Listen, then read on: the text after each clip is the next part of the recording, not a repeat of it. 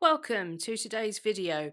We're going to have some sketchbook fun, so grab your sketchbook, do whatever doodle that you want to do in it. It's time to play. That's what this channel is all about. Grabbing a sketchbook, grabbing whatever strikes you as inspirational on that day and playing. I was feeling in the mood for some autumnal colours, so what I really wanted more than anything else when I was doing this drawing was to use some pinks, some oranges, some really vibrant autumn shades, jewel tones, things like that. What you can see here is my starting point, and I had a photograph which you can see on my very, very cracked phone there, that I'd taken in the Victoria and Albert Museum in London, and it was of an embroidery that was in the South Asian galleries. So, hand stitched magnificence from many hundreds of years ago, full of botanicals. And just to get me started, because the colour was what I was really, really interested in, I wanted a shape. So I zoomed in on this, found the little sort of pineapple kind of thing, and borrowed. It's never about getting an accurate drawing. That's not what this vibe is. It's just I want a shape that I can apply that colour to, and I don't particularly want to think. So I found the flower, I zoomed in. I've got myself some lovely large petals in pleasing shapes and some almost mermaid scales going on. Um, all of which are just begging for some colour.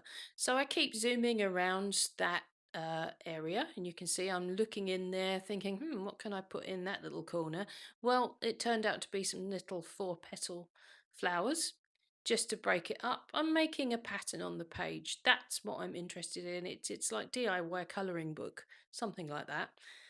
Um, Fill your page. I'm sure there's something that you can find, be it online, in a magazine, piece of wallpaper, something that you've got somewhere which just breaks that page for you. Like I say, it's not about copying something, it's about just finding some shapes, finding things that you can then have fun applying colour to. And that's what I was doing here. What I'm using is obviously a coloured pencil. It's one of my Faber-Castell polychromos pencils. I like those because they're really, really soft. And personally, I prefer to draw in coloured pencil. I always find it quite cold when I use a regular graphite pencil. I much prefer to use a coloured pencil in a sort of mid-tone. Um, it then blends with whatever I do to it afterwards. I find that when I use a graphite pencil, it gets a bit mucky. Sometimes you have to use them. Sometimes if you're doing really fine work, say with watercolor or something like that, and you really need to rub it out. But mostly, I will use a coloured pencil in this kind of situation. But as you can see, the coloured pencil section is long gone, and I've bust out the alcohol markers now. Um, I grabbed through colour alone, and I haven't bought alcohol markers that recently, so they're just a mix of things that I've got on the shelf. This one is a Spectrum Noir in a golden brown tone, or golden yellow perhaps. Um, and that's more of a crafter's pen. I think I did the petals with my Winsor and Newton Pro markers. I really do like those. They have a double tip. They've got brush end. No, I'm lying. I don't have the brush end ones. A bullet point and a chisel point. And I bought their illustration set, which is, I don't know off the top of my head, something like 20, 30 markers. Um, Maybe not as many as that. Oh, there you go. There's one. A nice olive green. I am a big fan of olive green. What you will learn as you watch me draw and see more and more of what I get up to is that I really am a dual tone fanatic. If it's pink, if it's green, if it's orange, or real kind of cerulean aqua teal blues, I am there. It's just what I love to use. And colour really is why I want to bust out my pens. There are many channels out there that you will find who teach you wonderful things about technique. And technique is not a thing to be underrated, but I feel it can be something which is an almighty barrier to actually having a good time. This channel's a bit different. This channel is about the half hour that you might have on a weekend and the urge that you might have to just colour something pink. Um, and it's just going with that. If you're like me, and I'll give you an example from the other day, some paints arrived at my house and they were free paints, which is it's even better. Um, I got this surprise box of paints given to me, and it was just so exciting. I immediately ordered glitter and diamonds and all sorts of stuff to stick on top of it. And the anticipation of that, I was, oh my goodness, I've got all this color, I've got all these sparkly things, and it was a palpable excitement. And that is what this channel is about. We've all done it. We've all got the latest art equipment, the latest packet of pens, the latest paint, and you're busting with excitement to just use particular colors, and that's what this should be about. This is fun. So there are no rules. um as you can see, I felt that it was time for the red to come out, so it adds a nice contrast to those pastel shades. And what I'm actually doing at this stage is laying down base color, just making sure that everything has some color to it. And I will be working over the top of that, as you will see. So the red is a really nice contrast, and it's kicking in with those autumn hues. It just gives it a real impact. More than anything, though, it was what I felt like at the time, and that's really what I'm encouraging people to do, is to be intuitive with, I feel like picking up this color, that pen, this pencil. Um, I feel like it's time to use this particular thing and have fun doing it. If you want to have a really satisfying time and not start judging yourself in horrible ways, then I suggest you follow your gut instincts. I suggest that if actually what you want to do is play with your pink pen for 20 minutes, then play with your pink pen for 20 minutes. Find interesting things to do with your pink pen. It's instant gratification from your tools. If you buy a whole set of something wonderful, and then go onto the internet and see a tutorial and then start comparing yourself to that tutorial or to the sketchbook of someone who's been doing things professionally for 1,000 years, you are not going to have the fun that you set out to have. This channel is very much about encouraging everyone to play, encouraging sheer joy through colour, through moving a pen or some paint. You can see here I've gone back into the petals. They've all got outlined with pink.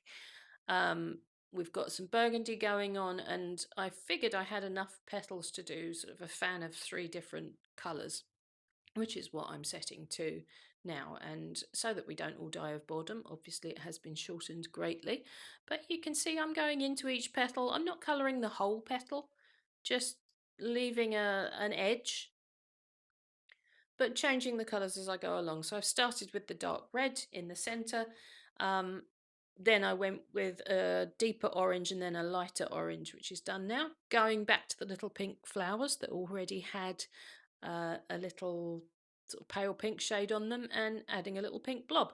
Not because I planned to, but because I felt like it. And that's how I would encourage you to spend your time. If art is appealing to you, it's very easy to frighten yourself off.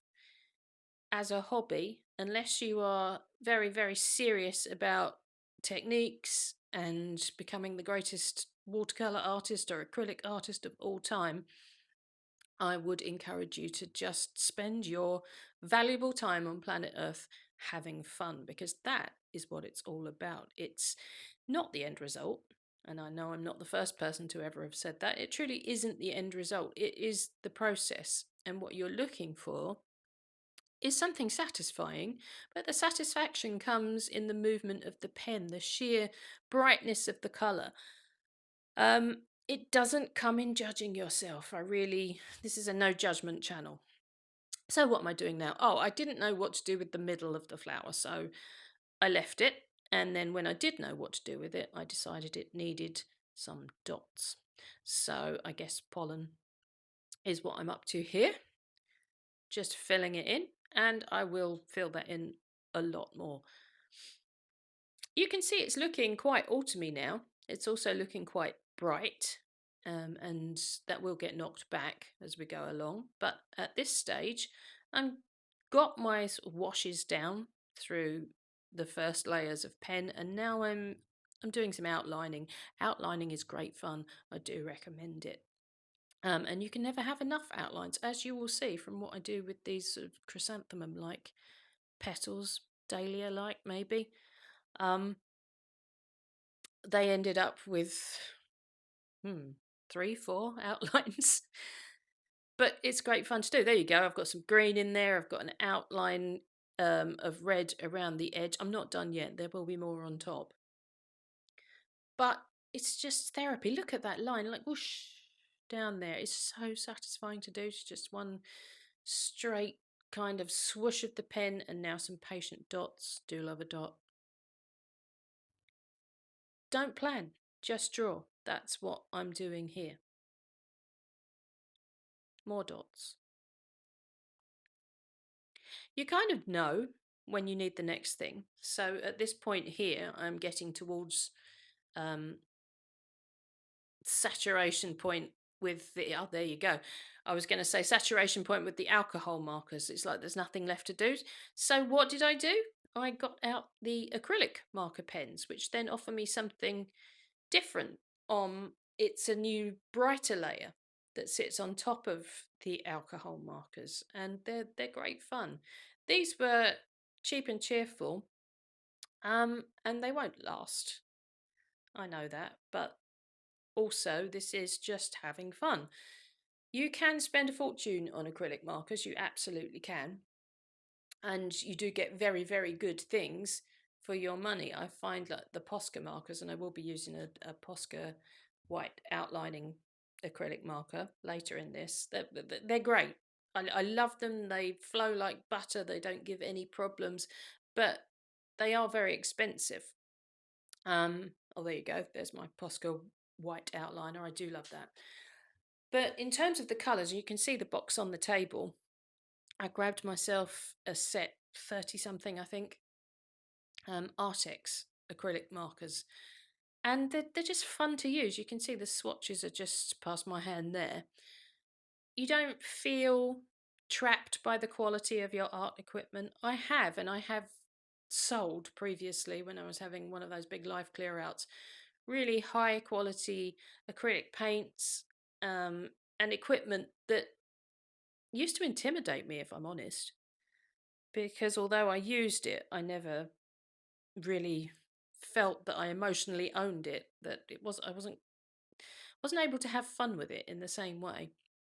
These days, um, I'm up for having fun, and I also think that fit for purpose is something to bear in mind.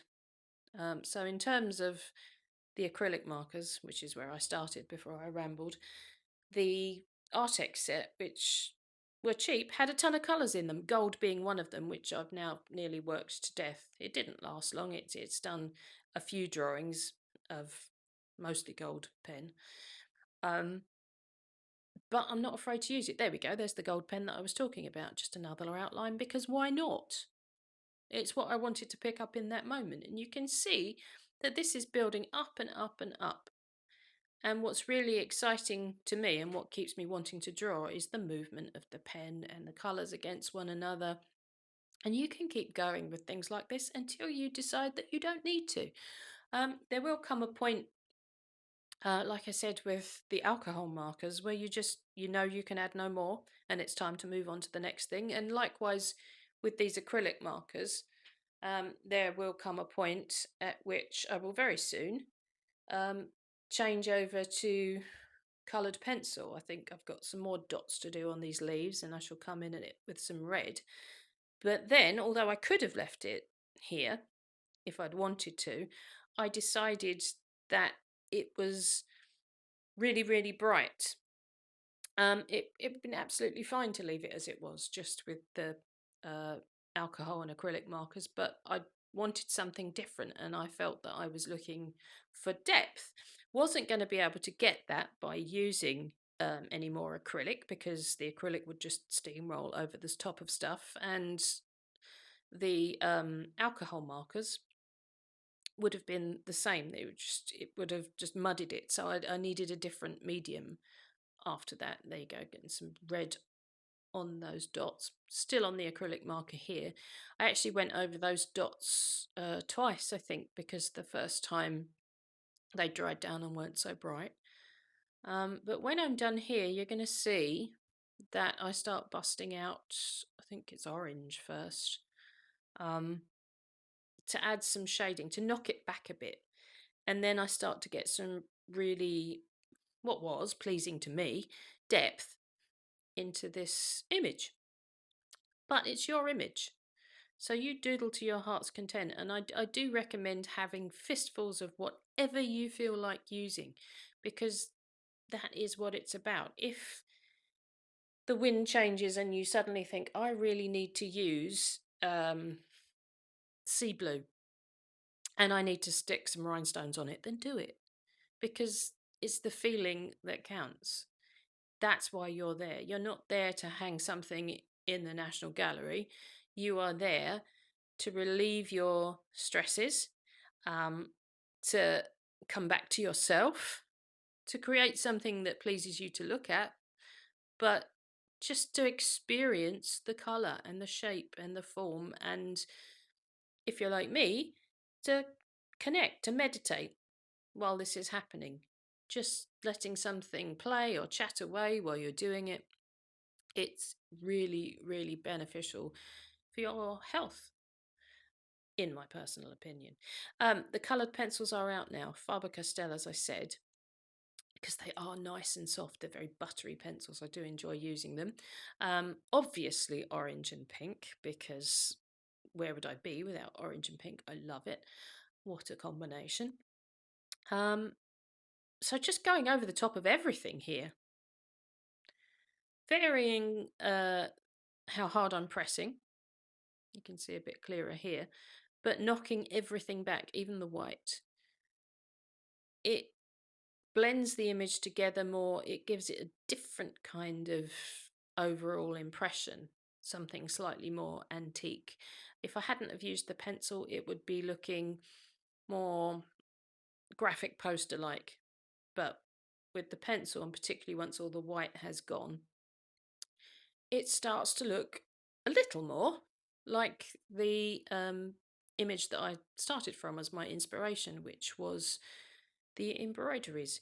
And you can see you need a balance of light and mid and dark tones. And by putting this sort of burgundy purple in, I'm really bringing the image of the flower forward, because I'm darkening the area all around it. And I'm not being careful. I mean, look at this. This is real scribble. Having darkened it, I'm just sort of changing the odd shade here or there. This is a little bit of orange, but I'm not being careful. Look at how scribbly that is. And you get a gut feel for where you want something to be a bit brighter. And in a minute, I will get a gut feel for wanting something to be a bit darker. And you'll see that I start with a green pencil. There it is. Because I felt that the middle needed to have some depth to it. It was floating a bit visually on the page. So dark green was bust out. And not being careful at all, like I say. Got the pencil on the side there. That's a nice thing to do. Oh, gone in for a little darker bit. Sometimes you just get called around the page. You think, oh, I'm going to colour here, I'm going to colour there. Follow your hand, follow your heart. Don't overthink it. Go where you feel it, which is what I was doing here. So you can see I've added a lot more dark green, and now I'm getting rid of the white, and I felt that it needed a bit of a punch. So I've got quite a citrusy yellowy green out, and all those dots will disappear soon. And there is the white being knocked back, because as soon as I'd put that at the bottom, I felt I wanted to balance it at the top. So what looks like a doily is being eliminated now, knocked back, made green, still the brightest thing on the page, but not as in your face as the bright white was. Shortly after this, I was running out of ideas. In fact, the coloured pencil was done at that point. Like I say, you get a feel for when there is no room for more. And I know when I get to this point, I've got the acrylic marker back, that it's really fine twiddly detail time.